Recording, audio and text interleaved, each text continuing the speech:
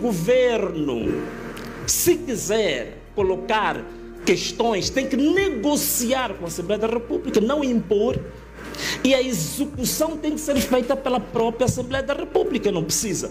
Para comprar uma cadeira, tem que ir pedir ao Ministro das Finanças disponibilidade.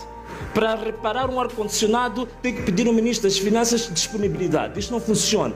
E digo isto à Assembleia da República, eu acho que isto também é válido também para o Poder Judicial. Mesma coisa.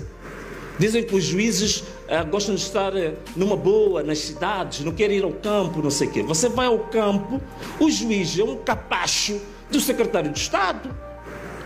Para ter a sua casa mobilada depende do secretário de Estado. Para ter a sua segurança depende do secretário de Estado. Então não pode. A execução orçamental, a aprovação e execução orçamental deve ser verdadeiramente autônoma. Aprovou-se um montante para a Assembleia da República, o valor tem que estar disponível. E a unidade de gestão financeira da Assembleia deve gerir aquele valor que foi aprovado sem intervenção do Executivo para esse efeito. Produtividade dos deputados.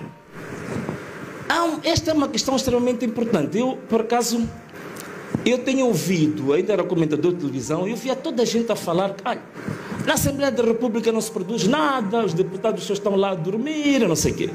Bom, quando são as pessoas, no geral, os leigos, a dizer isso, eu digo que é compreensível. O que me preocupa às vezes é até ver estudiosos e académicos também a usar a mesma linguagem. E isso me preocupou muito. Então quando eu estava na Assembleia da República, uma das coisas que eu fiz, que eu fui relator, como se diz, né? Bati o recorde, sou o único moçambicano que foi relator de 2 bancadas e em 2 mandatos consecutivos, né? Então, quando eu fui relator, eu preocupei-me em saber se havia histórico na Assembleia da República de relatórios que as bancadas fazem no fim de cada sessão. Notei que, na generalidade, todas as bancadas não fazem nenhum relatório. Termina uma sessão, não há relatório nenhum. Então, introduziu relatórios em cada sessão para entender como é que a minha bancada está a produzir. Por exemplo, só de 2020, isto são dados que eu tenho, os relatórios estão produzidos, quem quiser eu posso passar. De dia 13 de janeiro de 2020 a dia 28 de fevereiro de 2022, passaram 4 sessões na Assembleia da República. A Assembleia da República, entre propostas de resolução,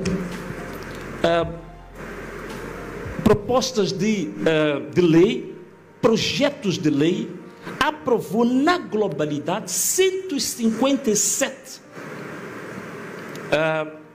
documentos dos seus atos, né?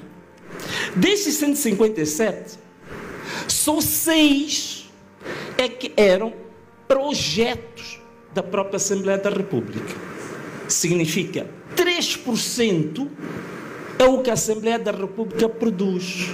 97% da iniciativa legislativa não é da Assembleia da República, não é dos deputados.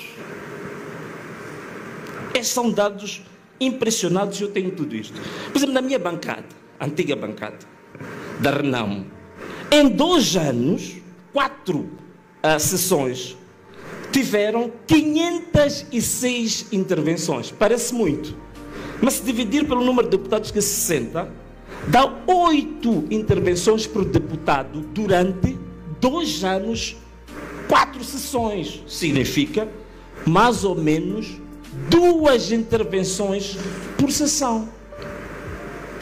Este é o quadro real da Assembleia da República. Mas também não é só culpa dos deputados. É que a própria Constituição e o regimento diz que para iniciativa legislativa, o deputado não pode fazer uma proposta legislativa, não pode apresentar uma iniciativa legislativa que possa ter impacto para reduzir a receita ou aumentar a despesa. Isto é, o deputado tem que apresentar o impacto orçamental.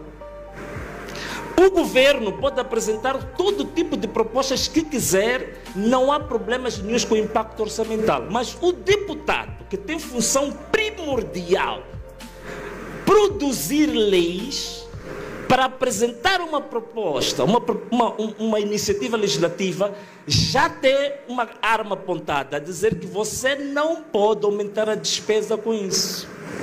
Isto tem que ser alterado. Portanto, isto tem que ser absolutamente revogado, isto. Portanto, a função do deputado, se não for produzir leis, é para produzir exatamente o quê? Está aqui uma proposta concreta em relação a esta matéria.